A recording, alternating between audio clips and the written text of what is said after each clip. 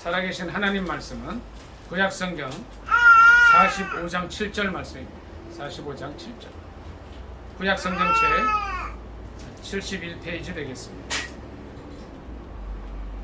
창세기 45장 7절 말씀입니다. 찾으신 줄 알고 합독하겠습니다. 창세기 45장 7절입니다. 시작. 하나님이 큰 구원으로 당신들의 생명을 보존하고 당신들의 후손을 세상에 두시려고 나를 당신들보다 먼저 보내셨나니. 아멘. 한 번 더 읽습니다. 시작. 하나님이 큰 구원으로 당신들의 생명을 보존하고 당신들의 후손을 세상에 두시려고 나를 당신들보다 먼저 보내셨나니. 아멘. 이 말씀을 본문으로 해서 하나님의 관점이라는 제목으로 함께 은혜 나누기를 원합니다. 제목이 뭐라고요? 하나님의 관점입니다. 하나님의 관점. 오늘 이 말씀은 뭐냐면요, 이제 성경에 유명한 그 믿음의 조상들이 나오는데 그 중에 흠이 없는 사람, 좀 무hum한 사람 중에 한 사람인 요셉의 이제 사건이에요. 요셉에 대한 기록이 창세기 한 10장 정도 이상 나오는데, 여기에 이제 애굽에 종으로 팔렸던, 여기 보면요 5절 한번 읽어보겠습니다. 5절 같이 읽습니다. 시작. 당신들이 나를 이곳에 팔았다고 해서 근심하지 마소서, 한탄하지 마소서. 하나님이 생명을 구원하시려고 나를 당신들보다 먼저 보내셨나이다. 아멘. 자, 여기서 뭐라 그러냐면, 나를 이곳에 팔았다고 해서 근심하지 마소서, 한탄하지 마소서. 그러니까 뭔 얘기냐면, 요셉에게는 10형이 있었어요. 그런데 이 요셉은 11째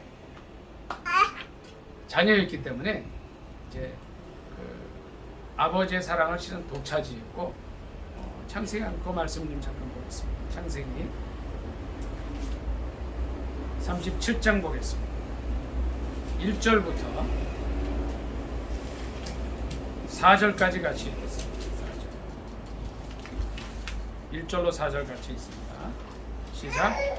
야곱이 가나안 땅 곧 그의 아버지가 거류하던 땅에 거주하였으니 야곱의 조건은 이러한다. 요셉이 17세의 소년으로서 그의 형들과 함께 양을 칠 때에 그의 아버지의 아내들 빌하와 실바의 아들들과 더불어 함께 있었더니 그가 그들의 잘못을 아버지에게 말하더라.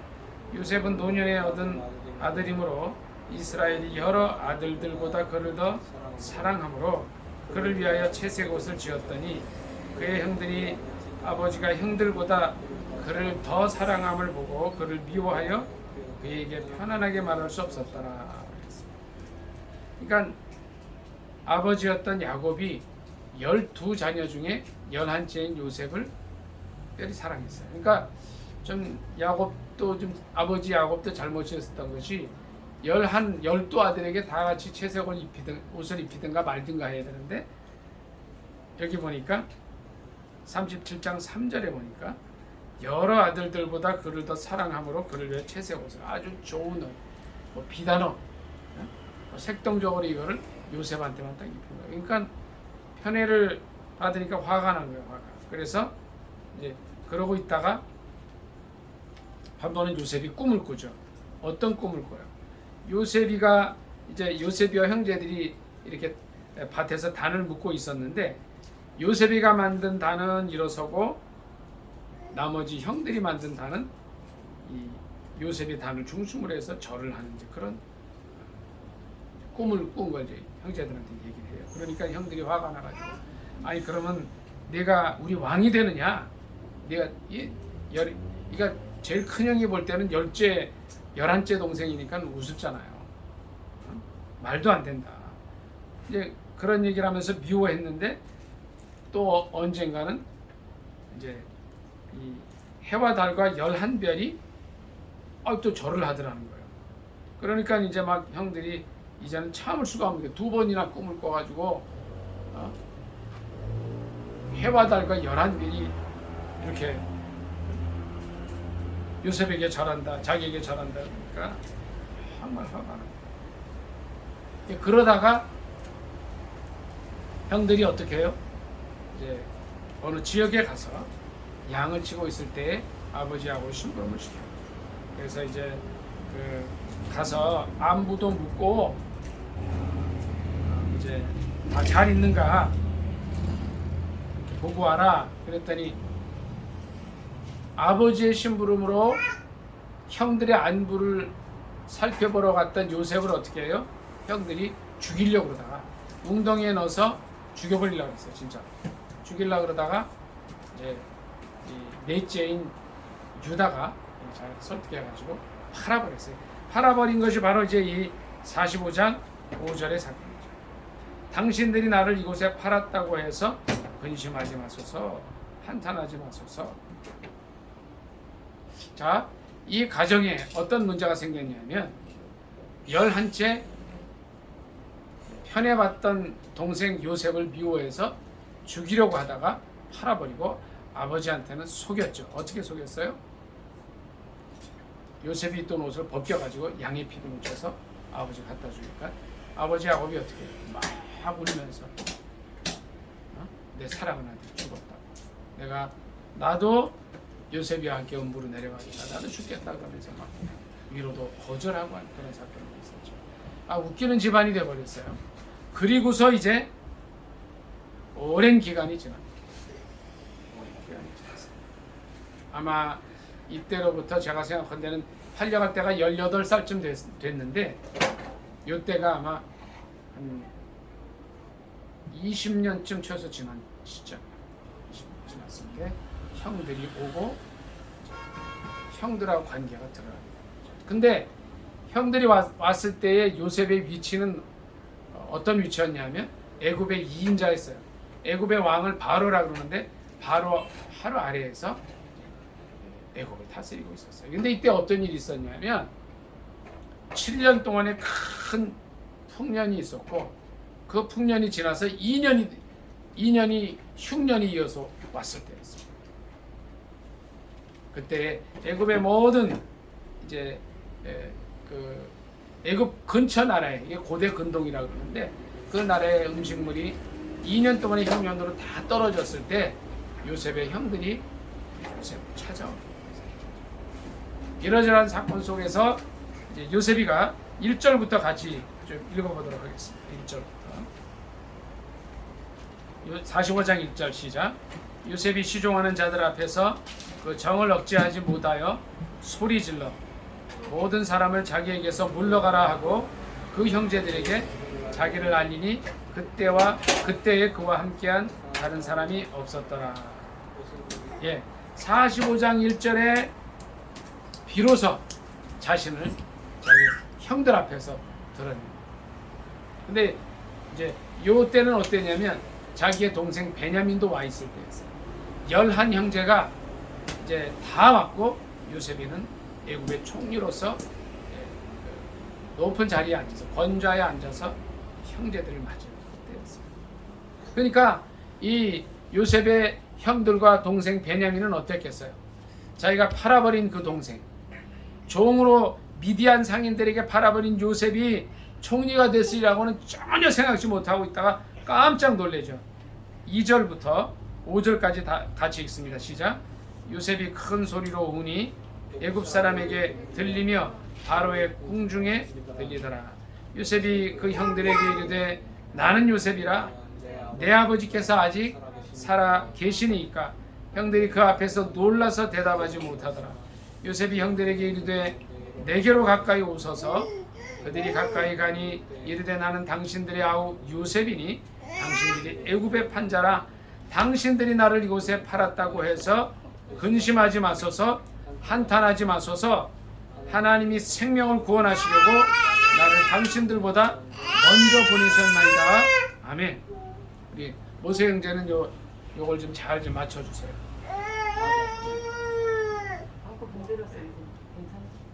하나님이 생명을 구원하시려고 나를 당신들보다 먼저 보내셨다. 그러니까 이 열형의 입장에서는 뭐예요? 지금까지 예? 아버지한테도 비밀로 했었고 또 예? 이 열 형제들만의 아주 그냥 이 예? 자기들만 암묵적으로 알고 있었던 그 일들이 어떻게 드러나 버려요? 자기가 팔았던 동생이 애굽의 총리가 되어 있는데 그 앞에서 드러나 버린 거예요. 깜짝 놀랍니다. 6절 같이 보겠습니다. 6절 7절 같이 읽습니다. 6절부터 시작. 이 땅에 2년 동안 흉년이 들었으나 아직 5년은 밭갈이도 못하고 추수도 못할지라. 하나님이 큰 구원으로 당신들의 생명을 우존하고 당신들의 후손을 세상에 두시려고 나를 당신들보다 먼저 보내셨나니 그런즉 나를 이리로 보내신 이는 당신들이 아니요 하나님이시라. 하나님이 나를 바로에게 아버지로 삼으시고 온 집의 주로 삼으시며 애굽 온 땅의 통치자로 삼으셨나이다. 아멘. 이제 2년 동안 흉년이 있었는데 앞으로 5년의 흉년이 더 있겠다. 오늘 본문 말씀대로 요셉이는 형들과 동생 베냐민 앞에서 그런 얘기를 해요. 하나님이 큰 구원으로 당신들의 생명을 보존하고 당신들의 후손을 세상에 두시려고 먼저 보냈다. 자, 여러분 같으면 어떻게 했겠어요? 철부지 10대 청소년 시절에 그 큰 형들이 아버지 같은 말은 나이차가 엄청나는 형들이 자기를 팔아버리고 정말 미디안 상인들에게 팔려서 애굽의 시위대장 보디바에 일하는 사람의 집에서 정말 가정 총무로 있다가 종으로 있었던 거죠. 누명을 써서 감옥에 들어가서 이제 애굽 장관들의 시종을 들다가 그 꿈을 해석해주고 나왔어요. 요셉의 입장에서는 형제들이 혈육이지만 베냐민은 또 이제 뭐 아무것도 모르고 있었고 바로 동생이니까요. 원수, 철천지 원수 같은 사람이죠. 18살에 팔려와서 20년이 지나도록 요때까지 21년쯤 지났을 텐데 이를 갈고 부득부득 갈고 어떡하든 형들 내가 원수를 갚아주고 감옥에 이렇게 다는 마음을 가질 수도 있었겠죠. 여러분들은 어떻게 하셨겠어요? 근데 아마 저 같은 입장이라면 아마 그렇게 했을 거예요. 애굽의 총리로 되어 있는 사람이니까 사람을 죽이고 살리는 권세도 있을 수 있어요. 당장 저 10명을 가두고 버릇을 가르쳐주라고 했을 수도 있죠. 그렇게 안 해요. 오늘 말씀의 제목이 뭐예요? 하나님의 관점. 이 요셉이는 자기 혈육이지만 자기를 팔아버려서 지금까지 고생하게 하고 그 보고 싶던 아버지, 어머니, 형제들 다 동생도 못 보게 하고 이역만리에서 고향을 그리면서 정말 향수에 젖었을 그 시간들을 생각하면 정말 그냥 감옥에 가두고 형벌을 주고 싶었겠지만 그렇게 하지 않아요. 어떻게 했어요? 요셉이는 하나님의 관점에서 형들을 바라보고 하나님의 관점에서 사건을 보고 우리도 지금까지 짧게는 27, 8년에서 60년 이상을 이렇게 쭉 살아오면서 우리들에게 잘해준 사람도 있지만 우리에게 못해준 사람들도 있어요. 그런데 이 요셉이 한 것처럼 요셉이 어떻게 했어요? 하나님의 관점에서 상황을 바라보고 하나님의 입장에서 보니까 뭐가 보였냐면 이게 보인 거예요. 5절에 보니까 뭐예요? 하나님이 생명을 구원하시려고. 그럼 이게 무슨 일이죠? 7년 동안 풍년이 있었지만 그 이후에 7년 흉년이 와서 다 죽을 수밖에 없었는데 그 생명을 구원하시려고 먼저 보내셨다는 거예요. 요셉이가 비록 형들에 의해서 팔려왔고 또 고생하고 죽을 고비를 다 넘기고 이제 하나님의 은혜 속에서 애굽의 총리가 됐는데 그것이 뭐예요? 하나님이 생명을 구원하시려고 먼저 보내셨다는 거예요. 7절에 보니까 이런 표현을 씁니다. 하나님이 큰 구원으로 당신들의 생명을 보존하고 당신들의 후손을 세상에 두시려고 나를 당신들보다 먼저 보내셨다. 형들이 죽이려고 하다가 죽이려고 웅동에 가뒀다가 꺼내서 미디안 상인들에게 팔고 그래서 여기까지 오게 됐는데 하나님이 보내셨다는 거예요. 하나님이 당신들의 후손을 세상에 두시려고 나를 당신들보다 먼저 보내셨다. 그리고 20년이 지난 후에 여기서 만나게 됐다. 우리가 인간의 관점에서 볼 때는 원수지만 하나님의 관점에서 보니까 원수가 뭘로 변해요? 친구로 변해요. 자, 첫째, 하나님의 관점에서 보면 원수가 친구가 돼요. 두 번째는요, 하나님의 입장에서 보면요, 하나님의 편에서 보면 그 사람들이 이해가 되는 거예요. 형들이 자기가 꿈꾼 얘기를 했다 그랬죠. 요셉이 이렇게 거둔 단이 중간에 서고 한 형제가 10형과 한 형이 한 동생이 만든 단들이 자기가 만든 단 주위로 이렇게 절을 했다.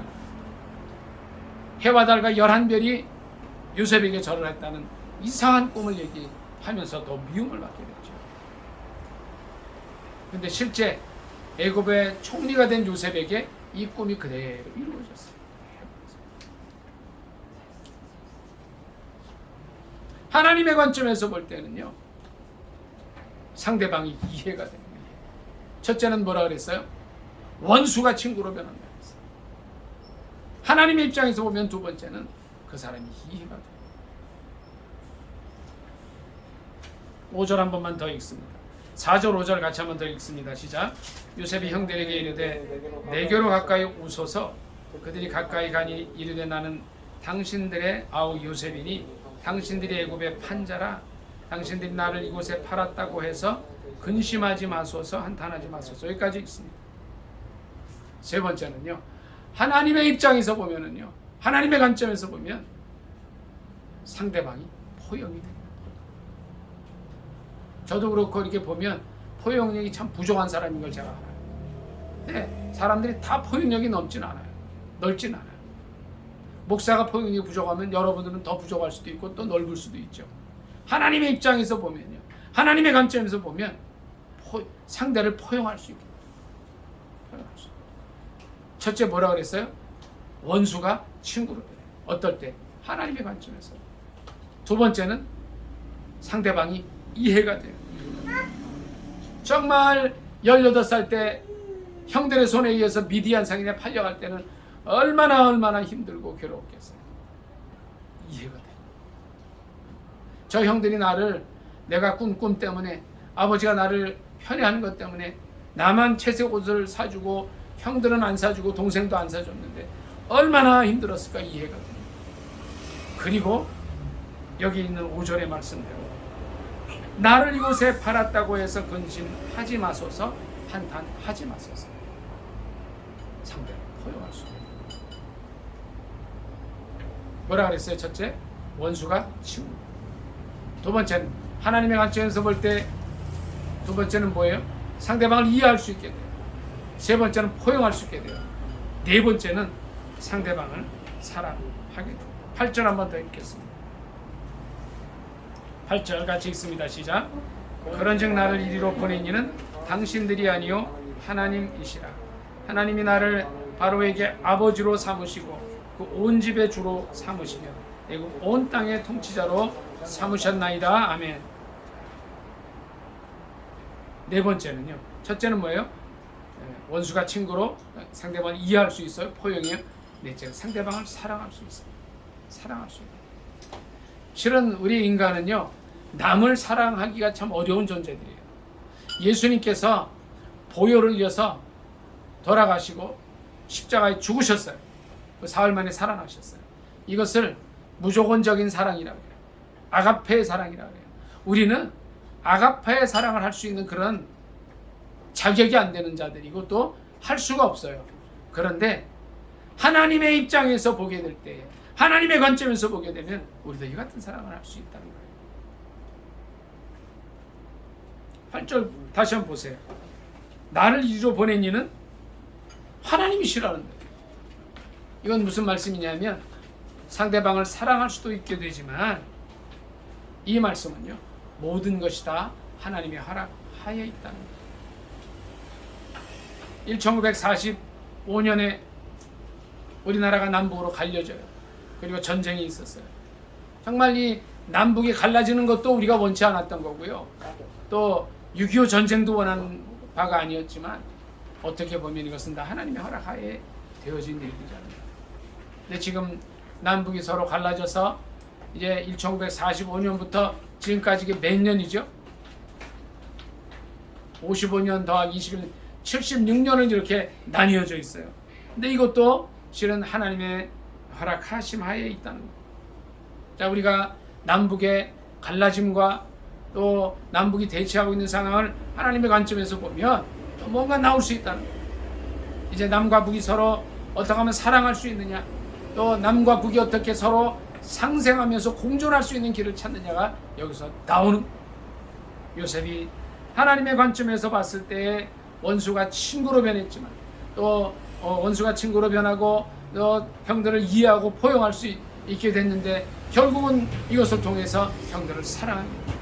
마지막으로 다섯 번째는요, 하나님의 관점에서 보면 하나님의 뜻이 보인다는 거예요. 오늘 본문 말씀을 다 같이 한번 더 읽습니다. 7절, 45장 7절 한번 더 읽겠습니다. 시작.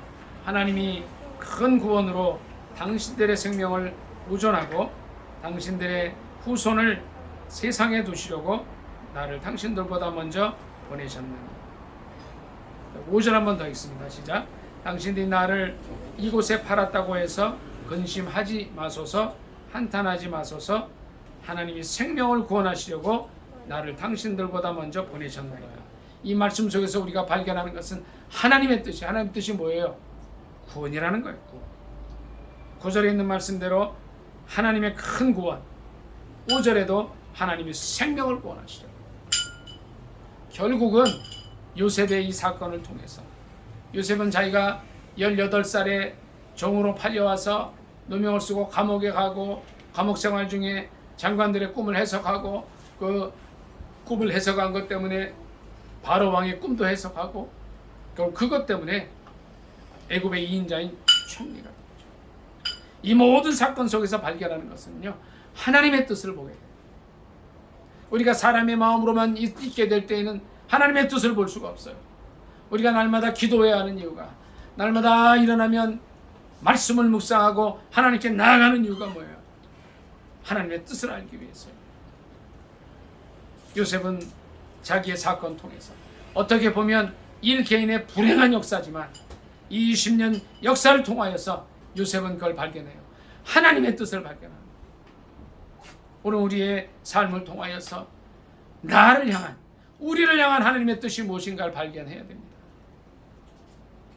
아까 말씀드린 대로 1945년에 남북이 갈라지고 50년의 민족 상잔의 비극인 전쟁이 일어났어요. 내란이 일어났어요. 수많은 사람이 죽었어요. 지금도 남북이 갈라져 있습니다.